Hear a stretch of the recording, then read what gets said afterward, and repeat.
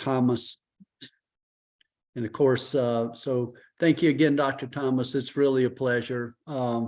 Yeah, you guys, we're all zooming in together. We really, in our time together, really looking to get our arms around, if you would, the process that we advocate per training and experience to best position you for success in starting a business. So look forward to do that. And speaking on behalf of our friends at SCORE, as well as my counterparts and teammates within our Small Business Development Center in South Carolina at large, and then at that represent Clemson University in our upstate and Upper Savannah markets in particular. So with that said, we'll jump into it.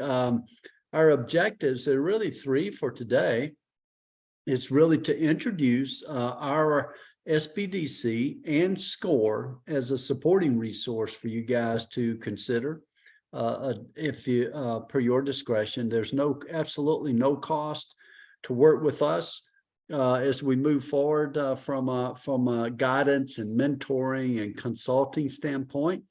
And we're here to help you. We're not mutually exclusive. We suggest that you surround yourself with as much support as you can get. And we hope you'll do that and take advantage of the opportunity to work with SCORE and our SBDC as appropriate. Secondly, we're here to frame the value of starting a business in an intentional, process-driven manner. Intentional and process-driven. We're going to go through the process, obviously, as part of our overview. And then finally, what joins us together is really to share, how you guys can move forward to take advantage of the support offered through our friends at SCORE and my teammates and I at our SBDC. So with that said, we'll move forward to get after our objectives. Okay, here's the thing. Bad news is this. Even in the most fertile ground for growing a business, could be argued in the history of mankind, there's less than a 30% chance that a business in the U.S. launched in the U.S. will celebrate a 10-year anniversary. Less than a 30% chance. That's not Ben saying this. That's our friends at the SBA, or Small Business Administration Office of Advocacy. Hey guys, this is 4 decades of data. 4 decades of data. And it's been fairly consistent. Here's the thing that we really need to hone in on, germane to our discussion then. What is driving that high failure rate?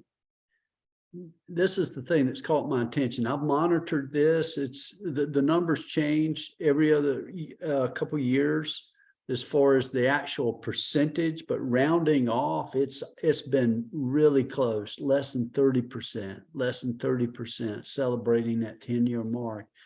Here's the thing that's always, since I've been monitoring this reporting for over a decade, it's been extremely consistent. And that is, what is driving that high failure rate? Here's the headwinds you'll be against. First of all, understanding who is your market. Who is your market? Dr. Thomas, myself, and our teammates, we work with folks looking to start a business every day based per our job. And we ask the question, who is your market? We may hear, everybody's my market. That might be a weak spot. That might be a spot of that you need to shore up a little bit. So we need to get our heads around that. Exactly who is your market, target market segment, and or segments. Really need that clarity. And the reason you need to do that, that goes to the heart of the second most driver for failure, no compelling why us. Setting yourself apart from all the other options in the eyes of who? Yourself? Absolutely not. In the eyes of Dr. Thomas, or been? Absolutely not. In the eyes of your target market is absolutely critical to positioning yourself competitively to succeed. You just have to understand that it's absolutely critical. Our process is designed to help you deal with these two major issues. And then the third, quite honestly, is the lack of adequate capitalization.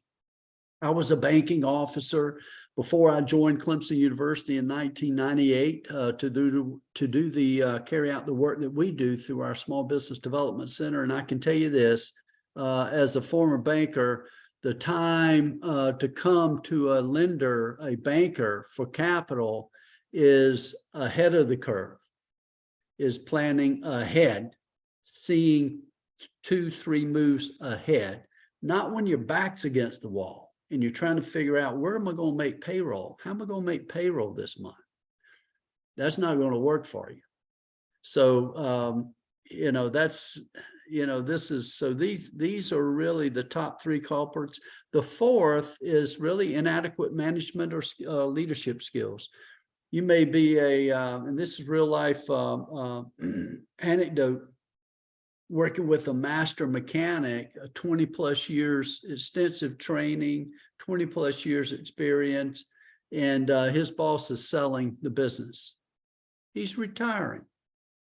This gentleman would love to buy the business. It's a perfect fit. He knows most of the customers. Most of the customers know him. He's been the chief mechanic of this business for 20 years. Here's the thing, that's great. He's got the technical side of it buttoned up. He's got the customer base locked in. Everything works. But the thing is, he may have some blind spots regarding how to manage a business and build and lead a team. That's okay, but that can be an issue. Here's the good news. Our SBDC and SCORE as a support resource nationally was built for this. We actually were built to help you guys in the for-profit sector start and grow healthy businesses that impact jobs here in the U.S. Here's the thing. Over 80%, or excuse me, roughly 80%, not over, but roughly 80% of the new jobs created in our domestic economy in the U.S. come on the back of the for-profit small business. Just south of 50% of all jobs, not just newly created in the year, but all jobs are on the backs of the for-profit small business sector here in the U.S. You guys are extremely important to the economy and to our quality of life. Therefore, from a public policy perspective, with our SBDC began in the 70s, a little earlier with our friends at SCORE, but there was some support built to help you guys mitigate those major headwinds that are against you as you look to start, build, and grow a business that is viable over time. So with that said, as Dr. Thomas indicated, I'll give you a little more about our SBDC and SCORE, and then we'll get into the process that we advocate, and that'll be the bulk of our time. But again, first objective, introduce you to our SBDC and SCORE. Here it is. Our SBDC in South Carolina is branded as the, believe it or not, the South Carolina Small Business Development Centers.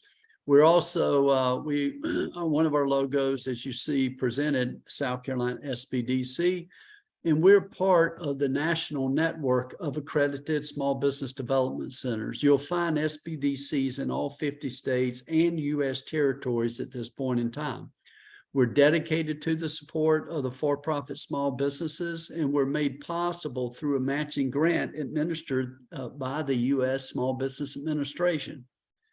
That is a matching grant. It requires a dollar-for-dollar match to support you guys who are creating the jobs here in South Carolina. Roughly half of the jobs created, or 80% of the new jobs created, and about half of all the jobs. So with that said, the state of South Carolina makes an investment to our center. And then we are required by the matching grant to have an official host. They prefer an established, credible higher ed host.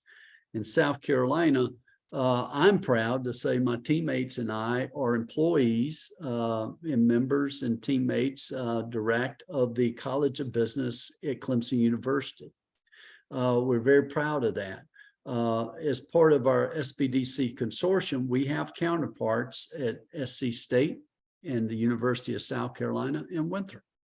And with that arrangement, we're able to cover all 46 counties here in South Carolina. More about our Piedmont chapter of SCORE. They are part of a national network as well of over 10,000 volunteers. Most of these volunteers are, as our friend on the call this evening, Dr. Thomas, highly accomplished professionals. They have something to give back. They have a mentality and a heart that is driving them to share and give back. And that's exactly what resonates with the folks at SCORE. And so they have so much to offer. They're dedicated as well to the support of the for-profit small business sector. And like our SBDC, they are also administered by the U.S. Small Business Administration. Key point, as I mentioned earlier, we are not mutually exclusive support resources. We're designed by nature to complement the support of you. Our friends at SCORE, I look at them as mentors. A lot of them have been in the industries of maybe that such that they can sync up a mentor that came out in an industry that you would be entering. There's tremendous value in that. There's a different level of relationship, I think, with a mentor. So I would think about that as well. But we're designed to be complementary. They're volunteer. Our teammates are not volunteer. This is our job. It's our full-time job. And so you combine those two elements. And I think you have very powerful support system around you. And we're really excited to share our collective story with you. And that's kind of what brings us together. And so our preferred approach to starting a business is very straightforward. I've laid it out in 4 phases for us to look at this evening. Phase 1, just call it preliminary feasibility assessment. Have you guys ever heard of the old carpenter's rule, measure twice and cut once? Our preferred approach follows that carpenter's rule. First measure, preliminary feasibility assessment. Second measure, development of a plan to dig deeper, get a much deeper, much more comprehensive measure. And then if you decide the project's a go, you cut. Measure twice, cut once. And then the cut would occur in phase 3 of our preferred approach as presented, implementation of the project. For you guys, we're talking about starting a business. So that would be the entry strategy, right? Implementing your entry strategy. If you're an existing business, who we also serve, as a matter of fact, at our SBDC, our internal focus is a little more slighted, a little more toward existing healthy businesses that are expanding, but we're always there for the startups as well. And so it could be an expansion project. We advocate the same process to assess viability of a project, whether it be startup project or expansion. And again, carpenter's rule, measure twice, preliminary feasibility, and then a more comprehensive look or measure through the development of a plan. And then if you decide it's a go, then phase 3, implementation of the project. And then we highly encourage that you commit yourself to growing strategically, And I'll share you, I may introduce that before we, at the very end of our conversation, but once you've been in business, the market feedback, everything kind of settles. We really want you to be in tune and understand we're here to help you no matter what phase you're in. We've got clients, I have a teammate, two teammates, they actually just connected with a client last week, 50 plus years. I've had one 90 plus years, four generations of ownership on that. So it doesn't really matter how long you've been in business. And then like you, I would think most of you are, you know, pre-day one. You may be in what we call pre-venture mode, right? You haven't really started it yet, or maybe you've started it, but you're just getting started. Right. So it doesn't really matter to us where you are in the process. So we're designed to help you. Our preferred approach, let's drill in on it. Phase one, very straightforward. This is what can we put our heads around that we can actually access, without a whole lot of effort. Preliminary feasibility. This is probing. Is this the right fit for you? Is it the right time for you? If you've never been around owning your own business, you just need to understand, what that amounts to, a reality check. So we'll have folks that come to us looking to start a business, and Dr. Thomas or I may ask, why do you want to start a business? We hear things like this, believe it or not. Hey, I'm tired of working 40 hours a week. Well, we need to have a discussion. Because if you start a business, if it's going to be your full-time work, if that's what you're trying to do, now it could be a little different if it's a side gig, right? Or kind of a hobby, you want to make a business out of it, and that's okay. But if you're trying to replace a full-time income and build a business to that level, 40 hours might seem like a light week for you. I'll be honest with you. So we're going to have a reality check around that. It has to be the right time for you. Okay, so there's an element of risk.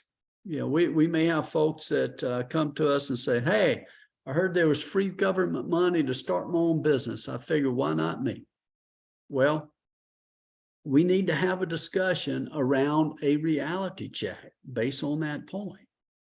So is it the right fit for you? And it might be the right fit, but it just may not be the right time. You may not be able to take the risk involved in starting a business on your shoulders at this point because of other responsibilities to the family. 5 years from now, 10 years from now, that may be different, right? That may be different. So initial thing we probe and we have a conversation around, is it a good fit for me? Is it the right time for me? And then if that's the case, we'll move forward and have another discussion. Is it the right idea for me? And then does it appear based on the low-hanging fruit that I can build a viable business around this idea that meets my personal needs coming out of the business? That's all phase one. That's preliminary feasibility. The tools that we would use in this to conduct this type of work with you guys would be a pitch or a lean plan. And when I say a lean plan, that would include a business canvas map. Okay, if you're familiar with those tools, right? So very straightforward, very straightforward. And the thing is, if you hit a no at any point, that's okay. We felt like we've done you a great service if we've kept you from being in that 70+% that doesn't make it, right? That doesn't make it. So we saved you, we saved the community, because instead of you wasting money and putting a ding on your credit or tying your credit up and having to pay off a debt and having no revenues to offset that, you can push that investment, that spending, and your time and energy to something else and it's better for the community, right? It's better for the community. So we think about it along those lines, even with the ones that get to a point and say, well, thank you for the extra clarity.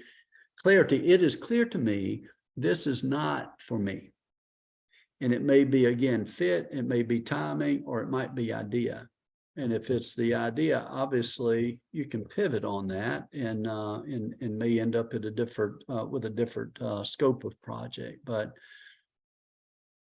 for you that work through that phase one, that initial measure, then we're going to drill deeper with you. And that is the second measure. We're calling it the development of the plan. This involves a market study.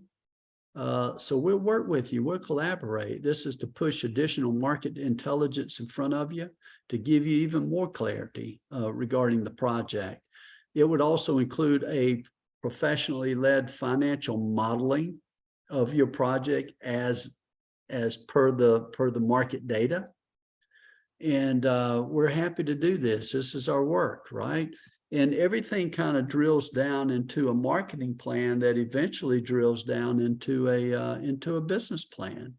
And really what we look at here as being the major tool that drives this second measure is collaborative business planning. So our folks working with you, collaborating with you to develop your plan.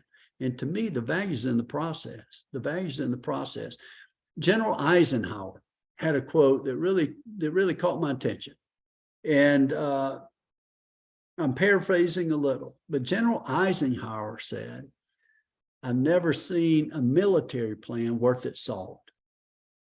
And then he paused, and then he completed the thought.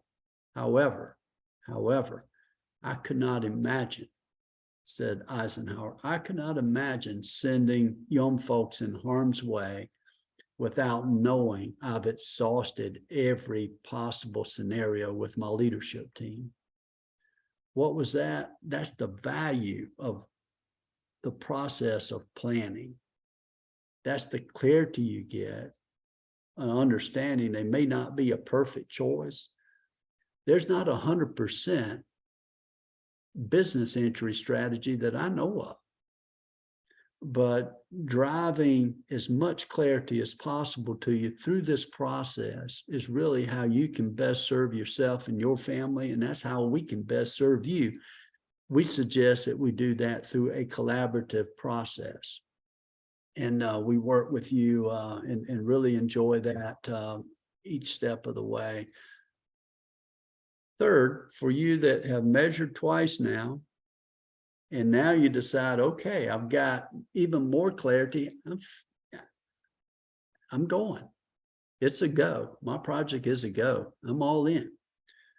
Okay, we go into phase 3 support, launch of the business. Pre-launch activities is really where we begin our work together. Just kind of making sure you've got things sketched out and you understand exactly what needs to be done and in what order we suggest. I'll give you an example. At this part, the first thing that we would suggest to do for phase 3 on pre-launch activities is go ahead and decide about the legal entity.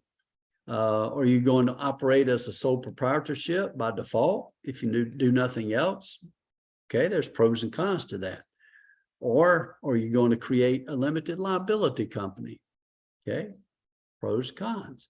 Or are you going to create a subchapter S corporation? Okay, pros, cons. How about a C corp? Pros, cons. So we have that discussion with you at the appropriate time, and that time is the is in the initial discussion in phase 3 work. Pre-launch activities, set that legal entity, and then based on the legal entity, go ahead and establish required relationships. That would be a checking account. That would be going ahead and deciding the bookkeeping system, right? Are you going to need a merchant services account, depending on what you're selling? If you're going to have to accept Visa, or then you're going to need a merchant services account, okay? On the funding, how much money are you going to need? Okay.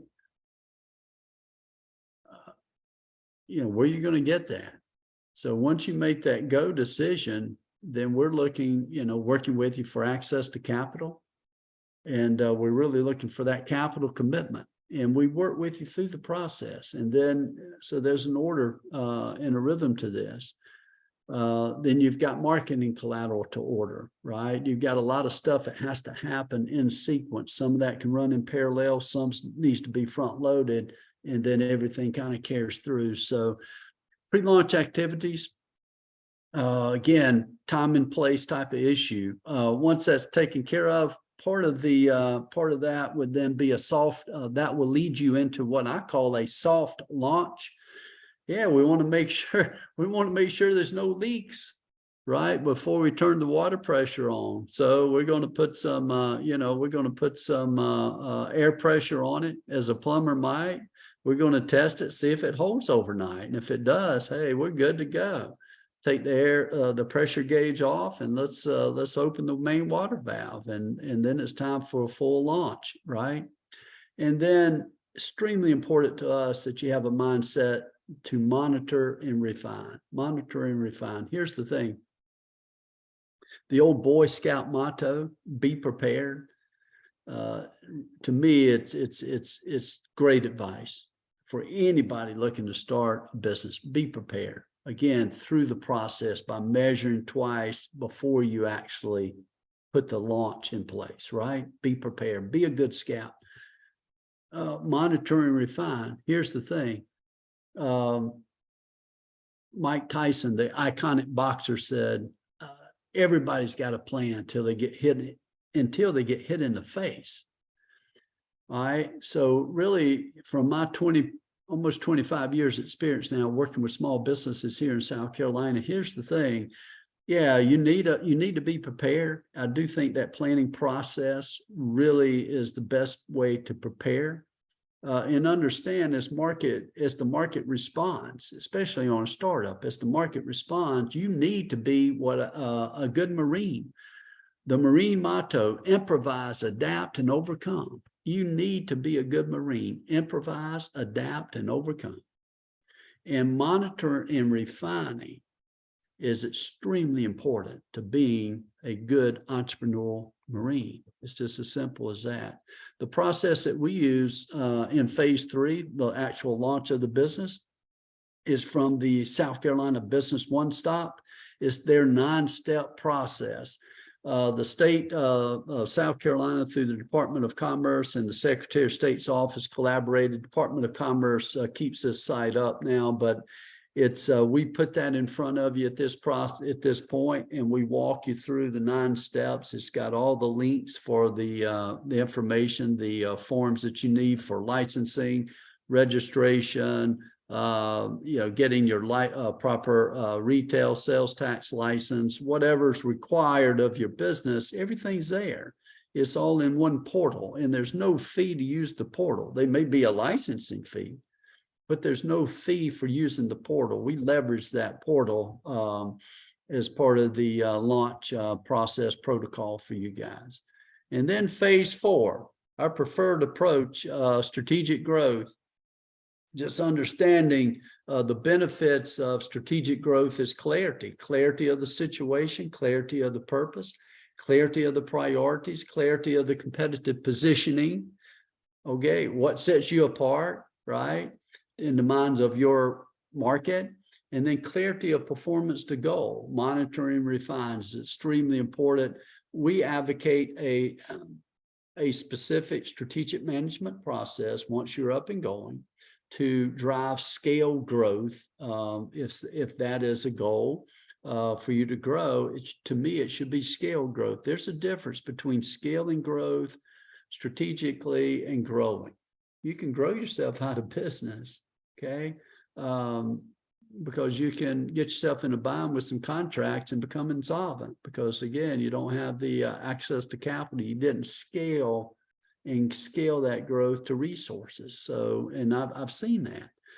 I've seen a 60 plus year business get itself in a bind because they took almost $2 million of liquid capital, access to capital that they had, and they retooled the plant.